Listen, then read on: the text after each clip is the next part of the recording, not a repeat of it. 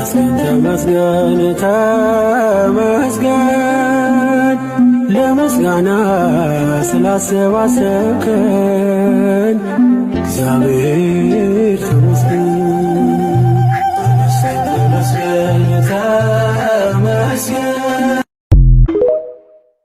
አክሱም ጽዮን ማርያም ይስኩንዳ ጉንዶ ለማኺዳነ ምረት አሁን ከደሴ ከመጡ ወንድሞቻችን ጋር ሆነን ወደ አክሱም ጽዮን ማርያም እየሄድን ነው። ኮሜንት ላይ ሰላም ሁኑ እያላችሁ ኮሜንት ላይ ጻፉ።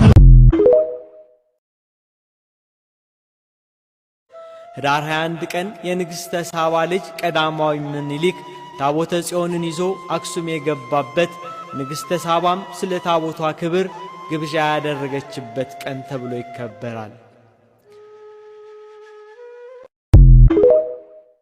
አክሱም ጽዮን ማርያም ይስኩንዳ ጉንዶ ለማኺዳነ ምረት። እሺ ከደሴ የመጡ ወንድሞቻችን ወደ አክሱም ጽዮን ማርያም እየተጓዙ መቀሌ ገብተዋልና እኛ ተቀብለናቸዋል። አሁን ደግሞ በፍቅር አብረን ወደ አክሱም ጽዮን ማርያም መንገዳችን እናደርጋለን። በሰላም ግቡ ብላችሁ ኮሜንት ላይ ጻፉልን። እናመሰግናለን። ዛሬ ኢትዮ ቴሌኮም ይህን ሲም ለማውጣት ከጄ ምን እንደተባልኩ ይድንገራችሁ። ሲሙን ካሁን በፊት ነው ያወጣሁትና ጠፍቶብኝ ድጋሚ ላወጣው ነውና ይሄርኩት ልስተናገድ የቀረብኩት አንድ አባት ጋር ነበር። ማለት ሽበት ምናምን እያወጡ ነው። እርግጥ ያሉ አባት ናቸውና ልስተናገድ ቀርቤ ምን ልርዳህ አሉኝ። አይ ሲም ጠፍቶብኝ ለማውጣት ነበር አልኳቸው እና እሳቸውም ሳቃሉና አይ እናወጣዋለን ስም ነው እንጂ ከጠፋ የማይወጣው ሲም ቢጠፋም ይወጣል አሉኝ። እና በነገራቸው በጣም ተገረምኩኝ። ምን እንደመጣልኝ ታውቃላችሁ? ሲራክ የተናገረው ቃል ከመልካም ሽቱ መልካም ስም ይበልጣል የሚለው ማለት ነው። እና መልካም ስም ከጠፋ ለማውጣት በጣም ከባድ ነው። እና የሰውየው ንግግር በጣም ገረመኝ ማለት ነውና መልካም ስም ያላችሁ ሰዎች በደንብ ተንከባክባችሁ ያዙት።